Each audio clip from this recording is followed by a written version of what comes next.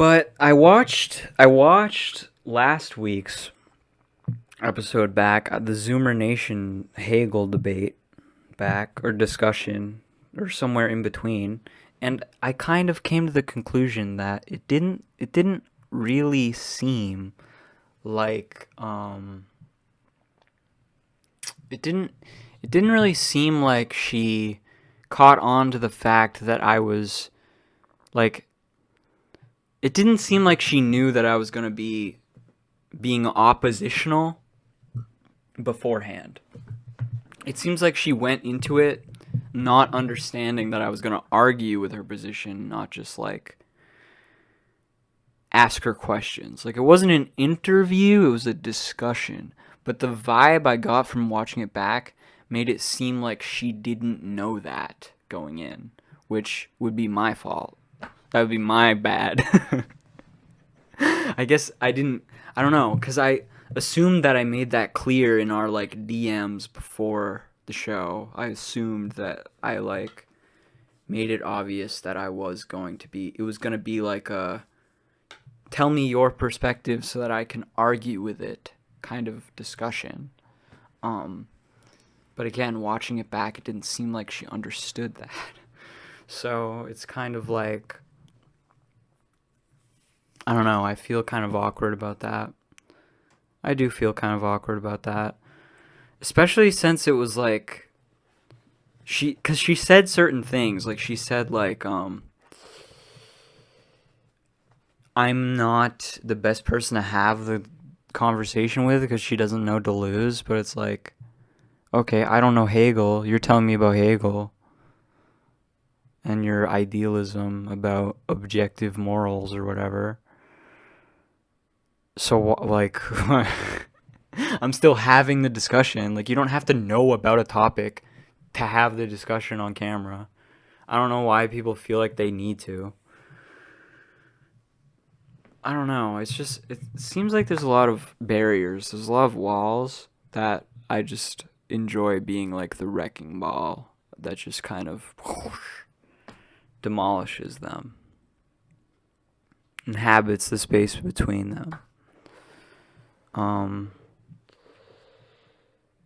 And then it seemed almost like we were like, I'm happy with how it went, in the sense that I'm happy that we didn't have a heated debate, for one thing, because that was like the one thing that I was sure that I was trying to avoid.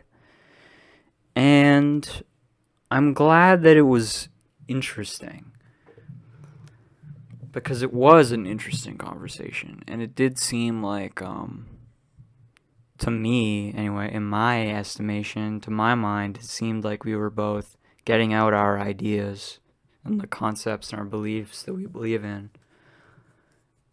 like, to the full extent. It did seem like that to me, except maybe on my part, simply because, like, I was doing that thing of, like, having a reactive position, having like a response to someone else's statements, instead of like putting forth my own statements, having my statements be responses to theirs, which is like, that's, responding to things like that is so much easier for me than like laying forth a like positive claim, you know? It's very negative rather than like I'm positing claims, what I like to do.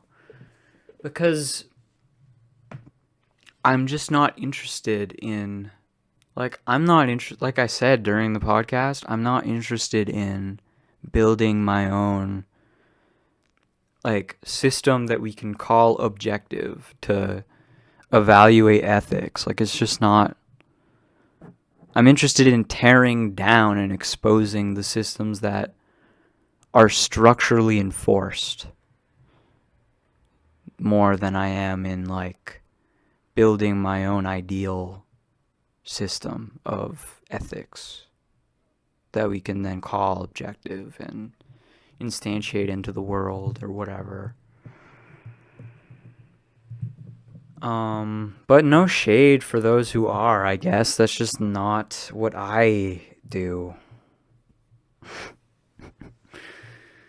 Like there's so many parameters, like the free will debate itself, like free will versus determinism or whatever.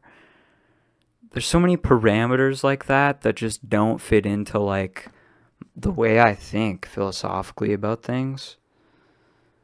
And I think there's a legitimate ground that sits on, right? Because it's like Slavoj Žižek explained on behalf of Foucault, who he credited with this observation. That specific debate, like the free will versus determinism debate, is very like, it only makes sense within a specific perspective and conception of reality itself. So I guess what I'm more interested in philosophically than like working within the parameters that we are given to think in is like developing my own theory about literally the nature of reality itself. Not building an ethical system, not like taking a position in a given established debate with the two different camps. More simply just like building my own conception and developing my own conception of reality. That's what philosophy does for me.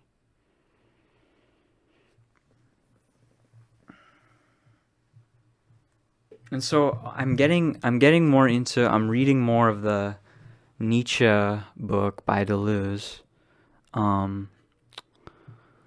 which I have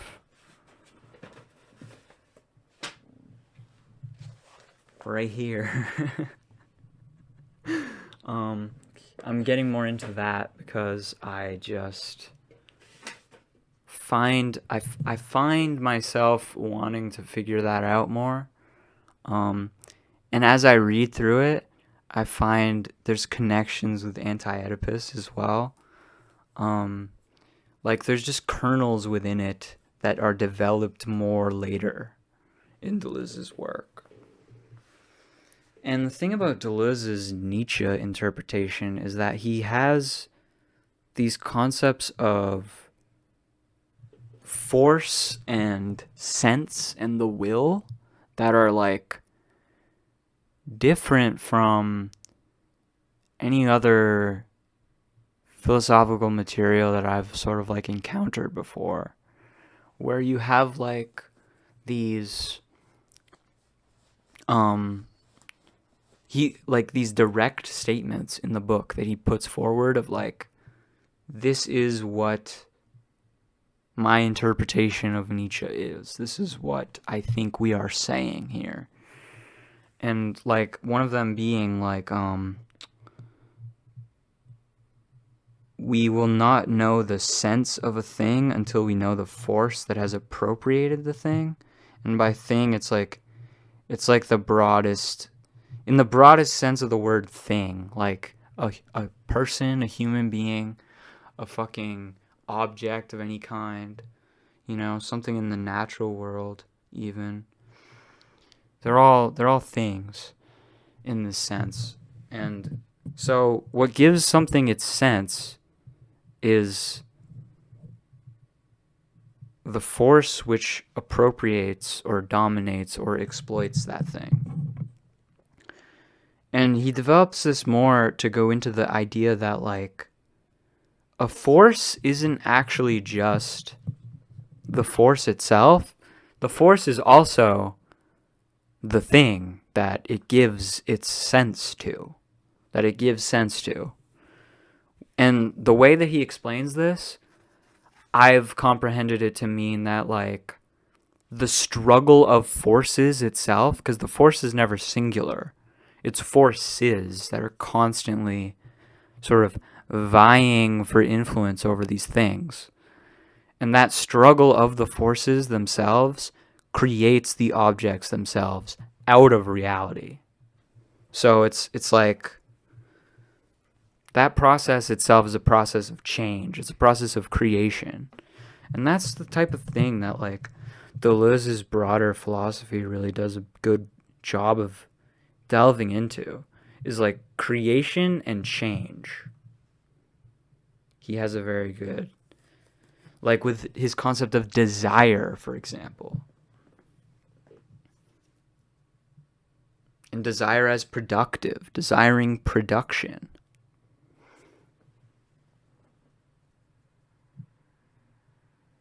But I don't want to make this like a hour-long Deleuze session. I just am touching upon that, I suppose. Going wherever the thought river takes me, as you can tell.